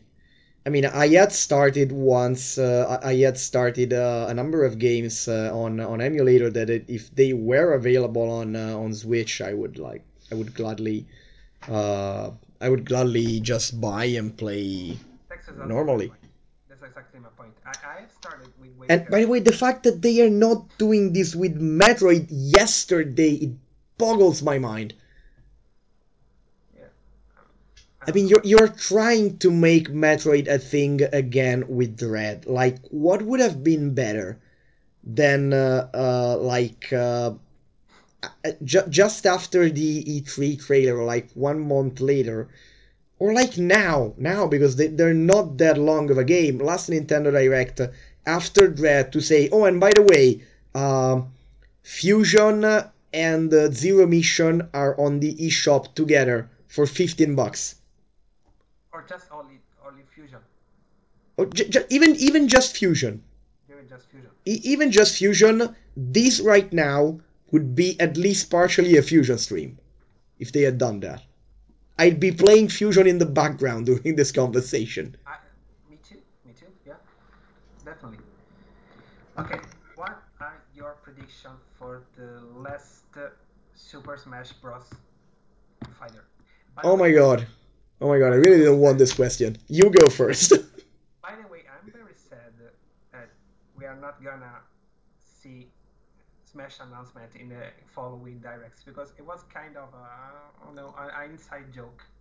Every time there's gonna be like silly predictions about the next fighters, and I've seen Sora from Kingdom Hearts announced for Smash like 100 times. I mean, yeah, I'm gonna immediately discount Sora because the Disney thing, I see it as a bigger obstacle than anything else. While actually a Kingdom Hearts game, it was recently released. It was the musical one was released on the Switch, but it's not gonna happen. Yeah, but this is not about. I mean, releasing Kingdom Hearts on Nintendo consoles is a completely different beast from putting a Kingdom Hearts character in a Nintendo game. It's not gonna happen. I'm sorry, guys. Also, honestly, I don't even particularly want that to happen. Especially because, okay, my experience with Kingdom Hearts is a troubled one. If I had to synthesize it in like a couple of sentences, one of those sentences would be Sora is a dick. That is an opinion I hold mostly because of the second game. Also, Kevin just said something huge that I don't agree with, but it would be fun. What?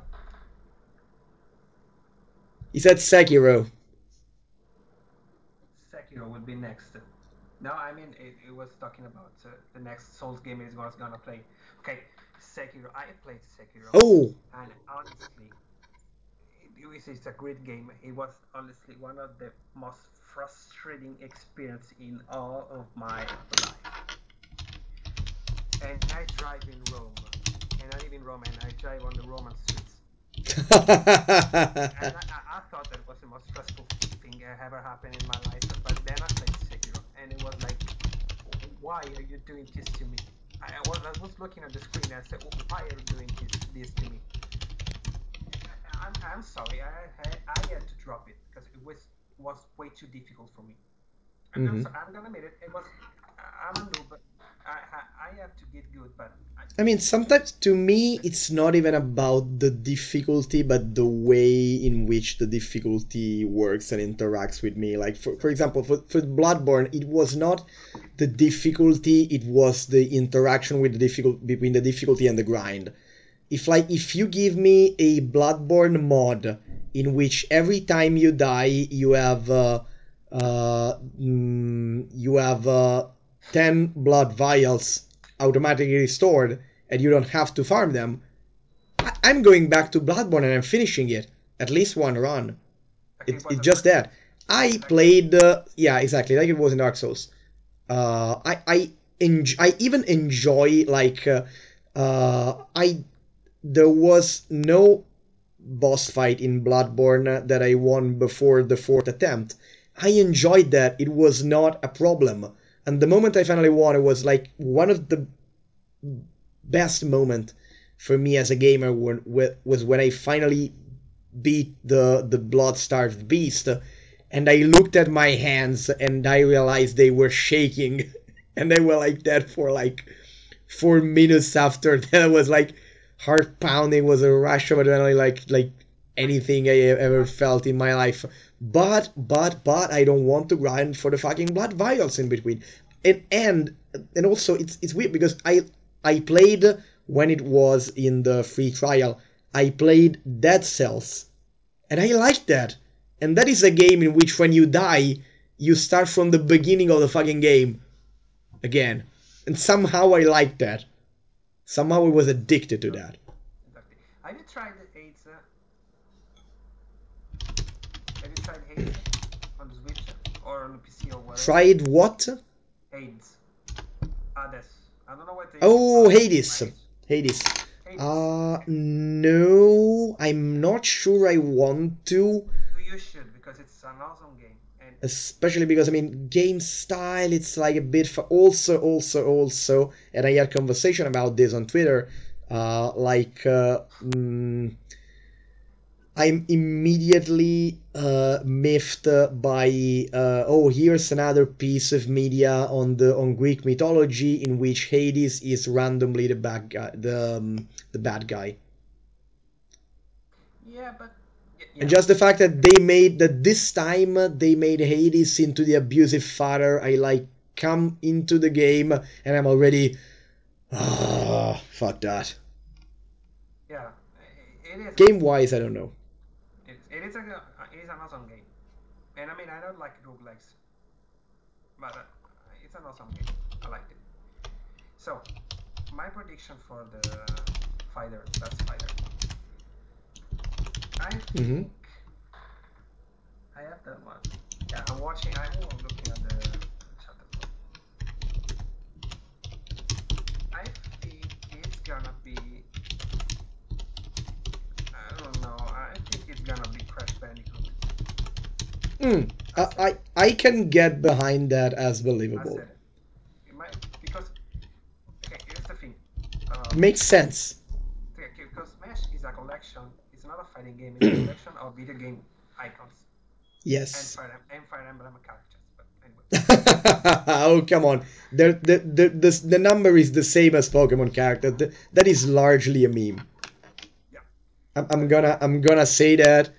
I'm gonna say that. And also the saddest thing about the Fire Emblem gripes is that it started, of course it's coincidence, but the moment in which it became a huge thing is the moment in which they started adding the best Fire Emblem characters. Because the most, there's 4 swordsmen, 4 legacy swordsmen, and then we have Robin, Corrin, and Byleth, which are honestly some of the most interesting characters concept-wise. and I don't have any Smash DLC, so I haven't played Violet, even though I like the concept. But Cory and Robin, for me, super fun, super interesting, way more than the others, and they are not just anime swordsmen.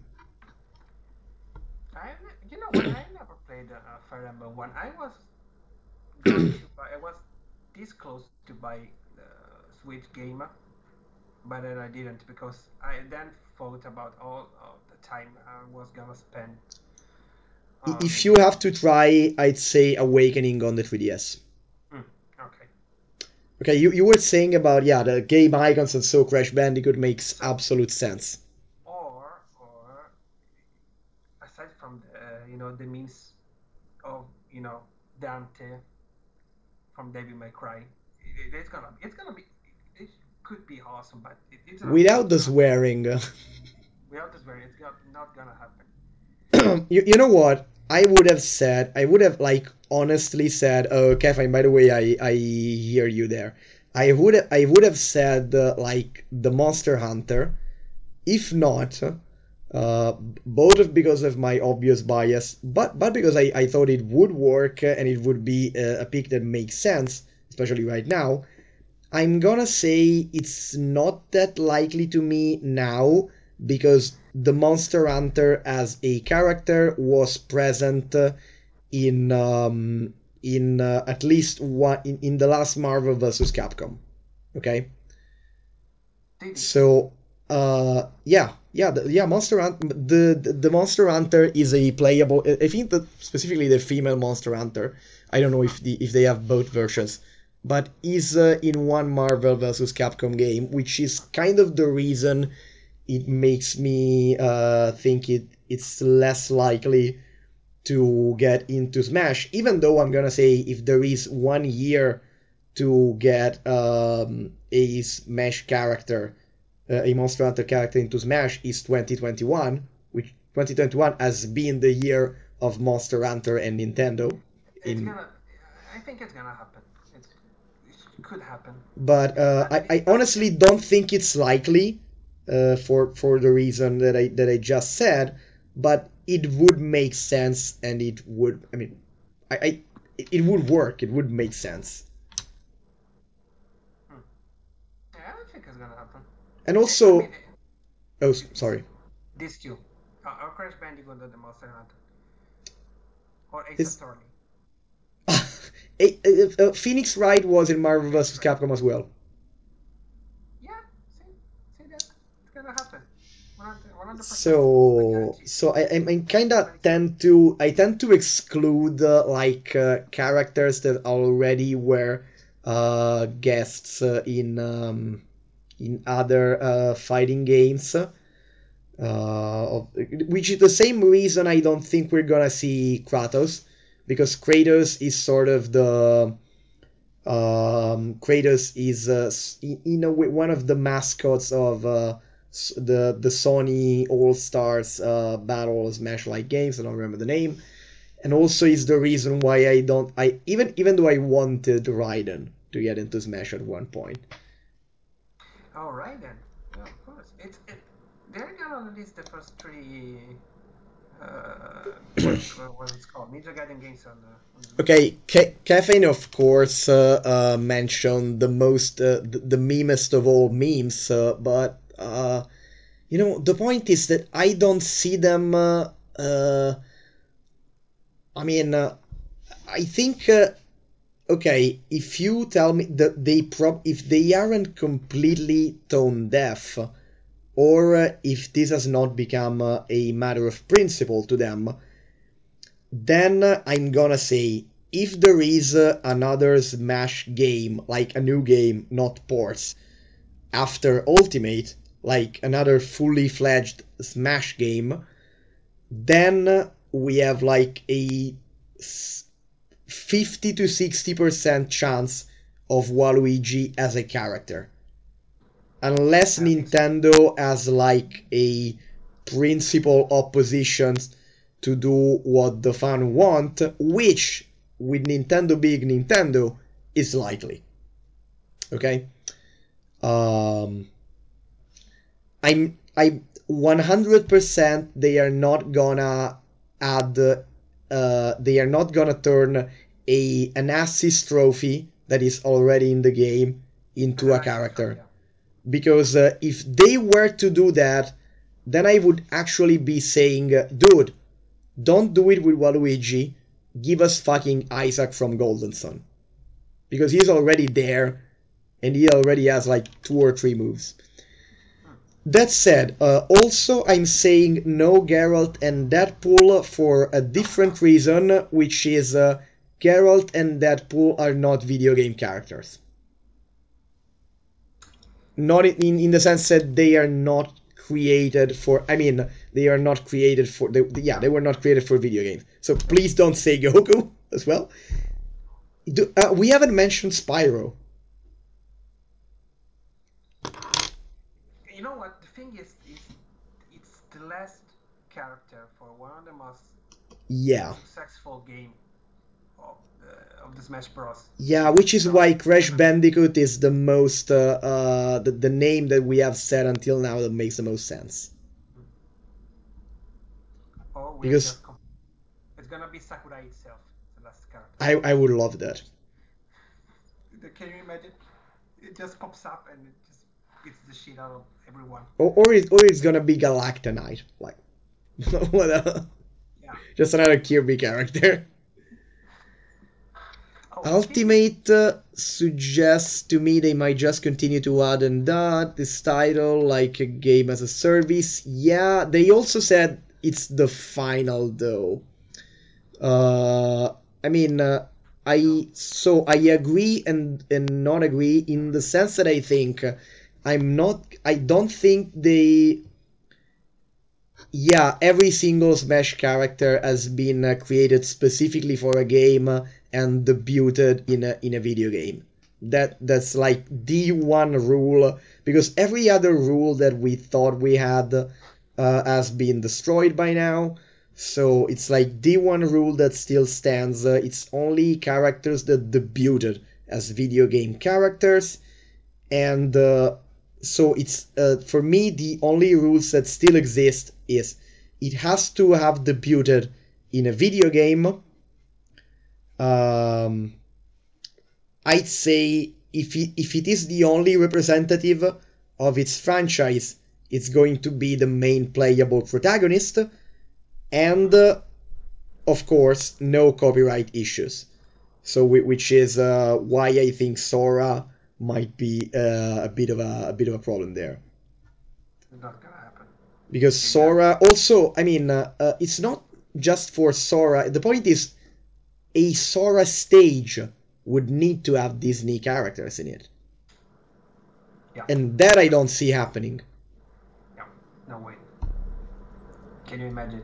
Disney, because or having Sora in the game and like completely removing the Disney Alpha of Kingdom Hearts from his stage and trophies and Mii costumes and spirits. No, I don't see that happening. So yeah. I would love to have like Super Mario with the Mickey Mouse ears. It could be awesome. I would love to have Pikachu beat up on Mickey. Yeah, that's gonna be awesome. Okay, that would be awesome. If I mean, otherwise, what else do we? What do we have left?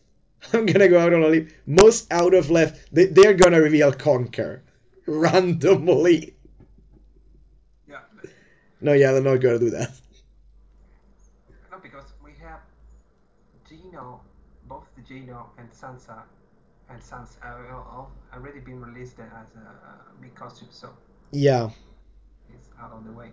Yeah, of course. No, it's gonna be Crash Bandicoot. Crash Bandicoot definitely makes a lot of sense. I mean, of the names that we have mentioned right now, it's I give him I'd say if I had to make a prediction, which is going to be completely wrong, I'm gonna say it right now. I'm gonna make a fool of myself live. I'd say 60% Crash Bandicoot, 30% a curveball that someone that neither me or someone that none of us has thought about, but that is gonna make us facepalm, like hit our heads the moment we see them, and 10% Monster Hunter. Yeah, the facepalm thing happened with me with Kazuya from Tekken. Huh. Because yeah. I never thought of it, but the moment I saw it, it was, yeah. I mean, yeah. Oh, I forgot to say it. If they are going with the route of like invite all the other fighting game characters, then we could say someone like we could see something like Scorpion. Though I don't think the fatality. I don't think you can introduce a Mortal Kombat character without fatalities. No, so I would more say. It's copyrighted with Warner Bros. Oh yeah. No, Pokemon somewhat disproved that. Only the Gen 1 Pokemon really debuted as game characters. Yeah, I don't think it really works. I don't think Pokemon is a valid argument in that because the Pokemon that did debut in the anime before doing so in the games were there specifically as teasers from games that were already in development at the time. Also, Pokemon games are.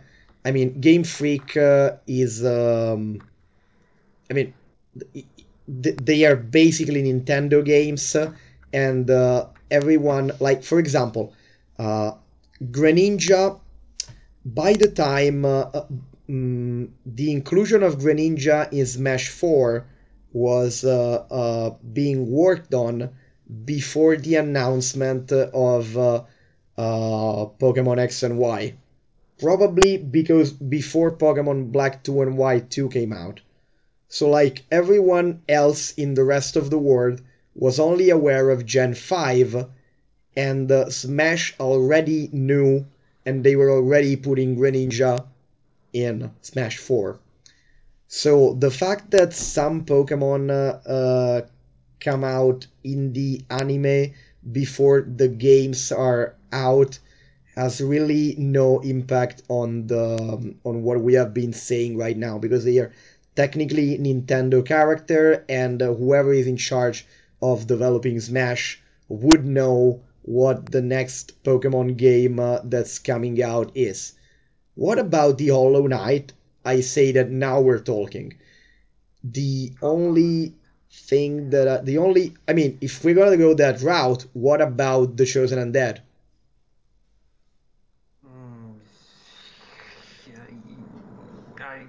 I'm saying if it is a Souls, I'm saying specifically the Chosen Undead.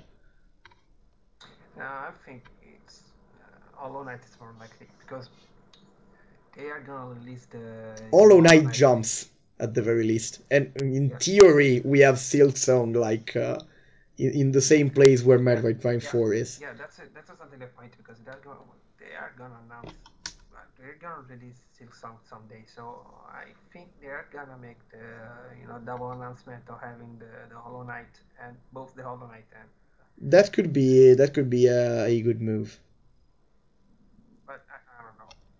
So the other point that Caffeine made about Ultimate Smash, what I was going to say is that I don't think that after whatever this is, I don't think they are going to add anything to the Switch version of Smash Ultimate. No. That said, whatever the next Nintendo console is, I think there's at least 50% chance that instead of getting a new Smash, we are going to be getting an Ultimate port, and that is going to be an Ultimate, like Ultimate Deluxe, with every character that the Switch versions add, including DLC, and that is going to be expanded upon. Yeah, same like Mario Kart 8. So part of the reality and then expand. Hollow Knight suits the aesthetic of Smash better. Yeah, it definitely does, and it also, as we already said, it already jumps. Yeah. I think it's the most likely. One of the most likely. So, Crash Bandicoot at first place. Hollow Knight kind of makes sense. I vote for Crash Bandicoot. Yeah, me too. Honestly, me too. Like, I mean, if I had to say who I want, okay, honestly, if we are going to on who I want, then it's not even the Monster Hunter. If we have to say who I want, it's Venom Snake. Who I'd put in Smash right now, it's Venom Snake as a heavier version of Solid Snake with more emphasis on the gadget, because first of all, I want a full-ton throw. A full-ton up throw. Yeah, that's gonna be awesome. Or like a full-ton final smash in which like you go around knocking down and airlifting everyone out of the screen. And also, I want to use. I want to use the rocket punch. Yeah. I mean, there's so many ideas for a Venom Snake final smash. Shovel Knight. I'm saying no to Shovel Knight because it's already in the game as an assist trophy. Yeah. It's my assist trophy. The one So yeah, Shovel Knight, same as Isaac and Waluigi. Very sad about that. What else do we have? Oh, we have... Okay. We have a Gen 8 Pokemon. I don't think so. I don't think it's gonna happen. Or one of the Pokemon they... Oh, by the way, they showed another trailer for Pokemon Legend. They showed a new Pokemon. And I didn't watch it. Yeah, and honestly, I do agree with the people that say that this is the most interesting concept that Pokemon has ever done. But for the love of all that is good, I think that the game should be delayed and polished. I'm watching it right now. Why? Yeah, I will. I'm putting it on screen. Wait, I'm putting it on screen right now. Putting it on screen right now. We're gonna watch it together, and then after that, I'd say we're going to sleep. Yeah. Why did you say? Okay, just 1 second. What are you gonna buy Triangle Strategy? No, I knew you would. Not immediately. No, actually, no. I'm not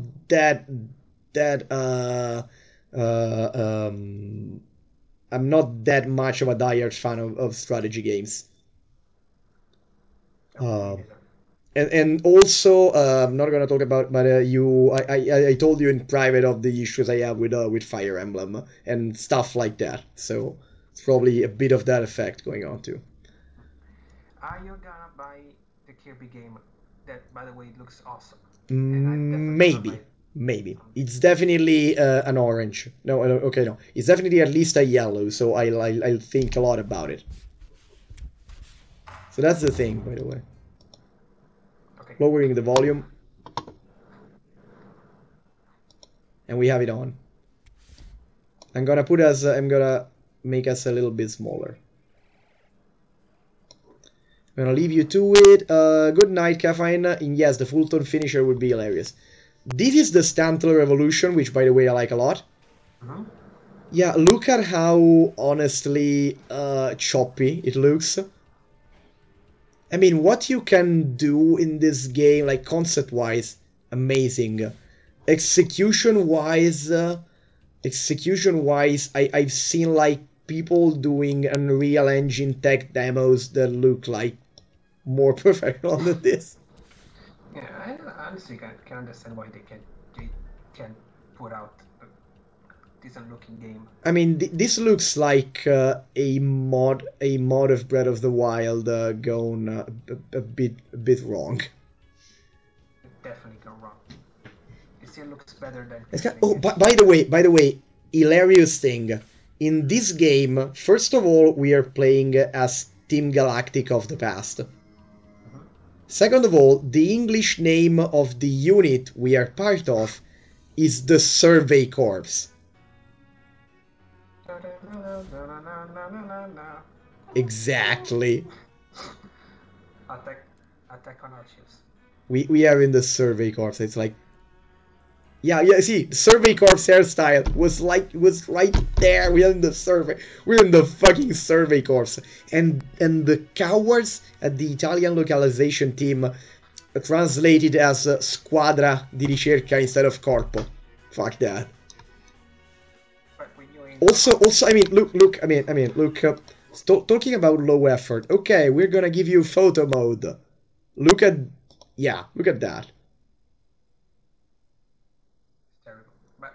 And then go back, and I'll show you what photo mode looks like in Sun and Moon or Sword and Shield.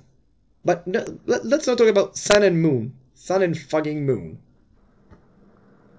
I honestly think I'm gonna buy it at some point. I mean, I'm honestly more excited for it.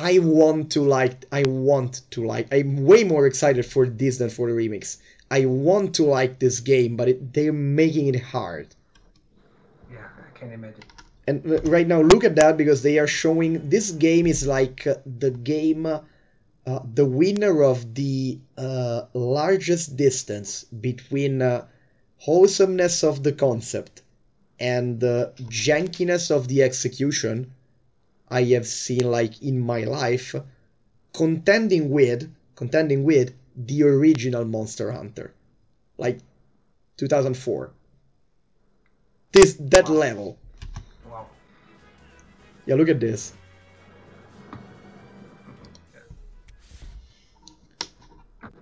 The frenzied Pokemon nobles. Right now, by the way, they're gonna do this Pokemon as an aura that is similar to the aura that the Ultra Beasts had in Sun and Moon. It has an aura effect, a power up, but look at how not good the rendition of that aura is. Like, you can see the details, and the thing that should be the particle effects around that, the shines, are just going to be static and not look good and make it all seem like just a moving circle.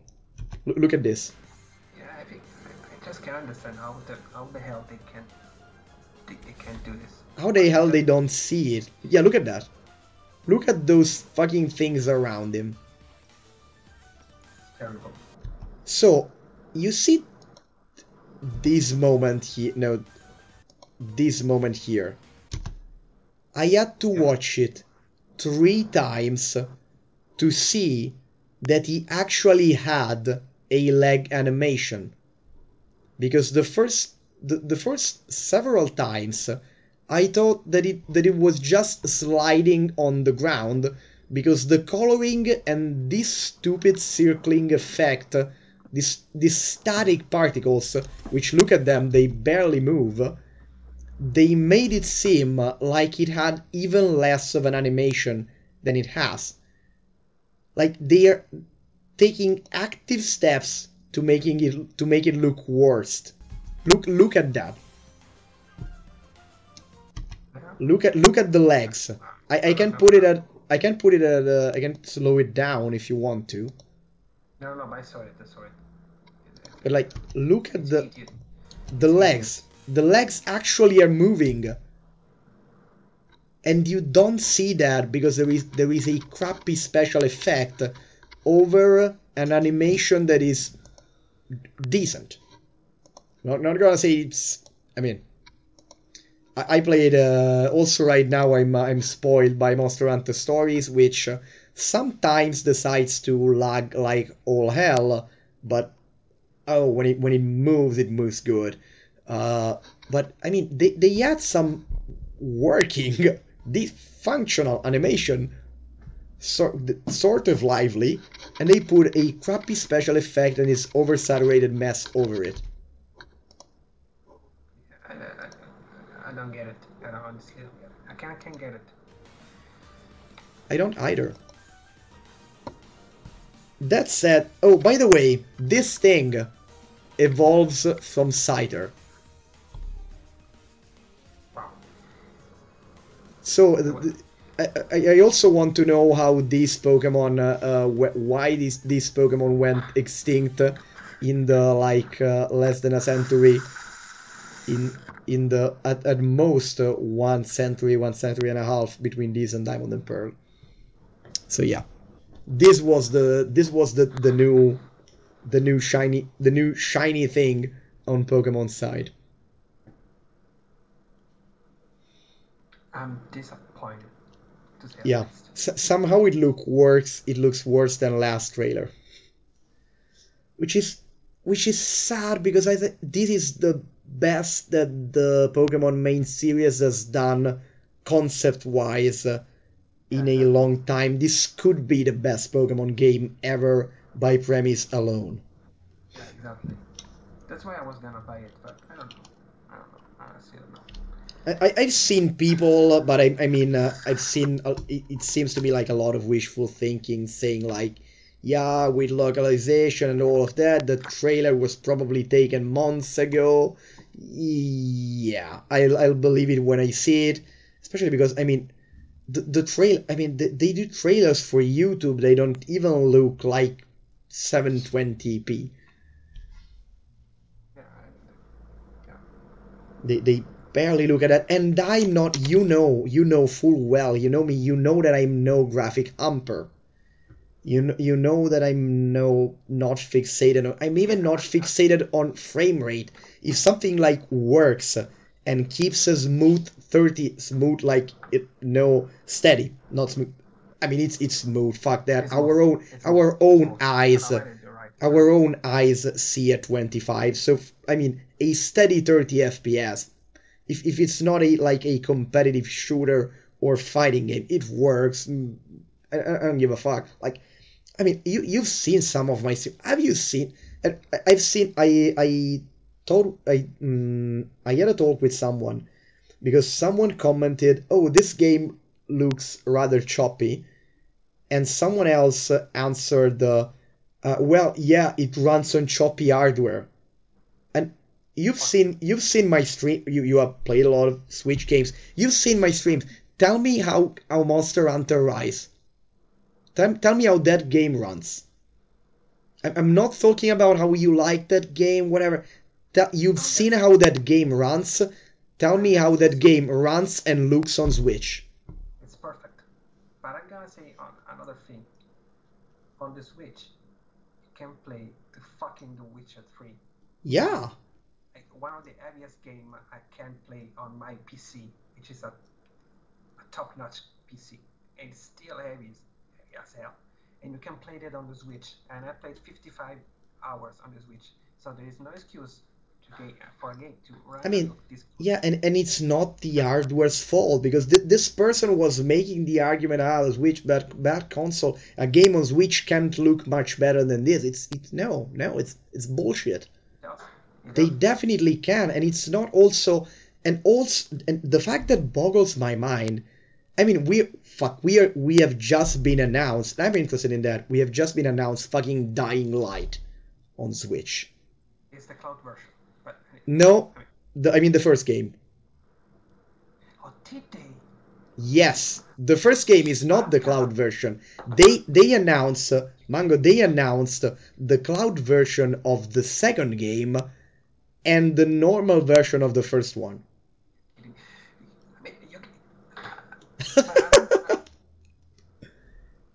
I'm breaking this to you in real time. You're learning it now. Yeah, I'm gonna buy it. And also, they announced the Crisis trilogy on the Switch. What else do you need to? What else do you need to say? Okay, Crisis 1 it's an old ass game, and okay, but Crisis 3, it's amazing. I mean, look at it. Yeah, they still talk about it. They still judge graphics card by how they run Crisis 3 to this day. Yeah. So I mean, yeah, someone made another comment about the quality of Smash Online, which for me it has been inconsistent. But again, Monster Hunter fucking Rise never had a single problem online. No. Runs smooth as a cake. It's probably right now either the best or one of the best games for Switch graphics and performance wise. I mean, but we have a lot of games that look incredibly good on Switch and run smooth and move smooth and fine. And the point is, some of those games, you cited The Witcher 3. We just talked about Dying Light and Crysis, which can run on Switch and run fine. This game, it's a fucking stylized cel-shading game with turn-based combat and some action mechanic. What's the excuse? We cannot. No, talking about turn-based games, we have Dragon Quest XI. Also, it looks exactly the same as the PS4 version, bar the resolution. Also, PS4 heroes are 1080p and on Switch is okay, but it's a cell shading anime style game that can be played portable. Like, who the fuck cares? Honestly, I don't mean to be snarky about it. It's literally the truth. Also, we are talking about. I mean, Monster Hunter has only recently gotten to worldwide mainstream. Pokemon is the highest fucking grossing franchise in the world. Like, Pokemon grosses more, and I don't know how it does that, because, judging by the people you talk with in IRL, it wouldn't seem that. Pokemon grosses more than Star Wars and Harry fucking Potter. Like, how? Everybody knows Pokemon. I can go to my niece, which is 7 years old, and ask her, do you like Pokemon? Say, yeah, I like Pokemon, I love it. I mean, it's 7 years old. Yeah. And I was 7 years old when the first one came out, so I was. Okay, so I really, really gotta go right now. Sad to end it on a Pokemon rant. Me too.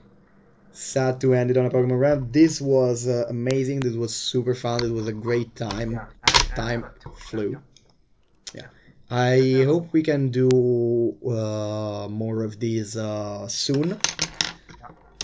Yeah. We have to make a podcast why I think Cyberpunk is a good game.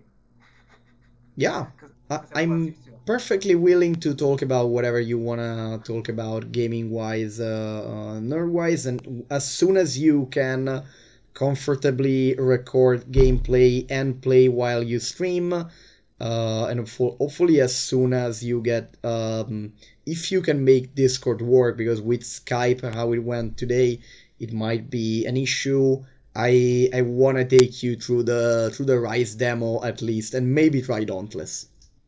Yeah. I'm gonna do that. Also, for channel wise, the most the only announcement I gotta make is that this Sunday, me and Damparo from Damparo Plays, which is another one of my longtime friends, another one of the Ostian heroes, we could say, we're gonna do I'm gonna interview him about his fantasy world of Nice that he has been developing for years, and that he has developed a tabletop RPG game engine to play in. We're gonna talk about that, and so I loved having the opportunity of doing an actual podcast with a friend, and I hope there's gonna be another one soon, and I hope more of these come in the future. I'll do my best to make it so that it is like that, and I hope to have you on again to play, to chat, to nerd out, and to and to rant. Mostly to rant, honestly. I love rant. You know that. Yeah. Yeah. You know, we know we do. Oops, I've disappeared. I am the rant man. that sounds like a David Bowie song. Yeah. Okay.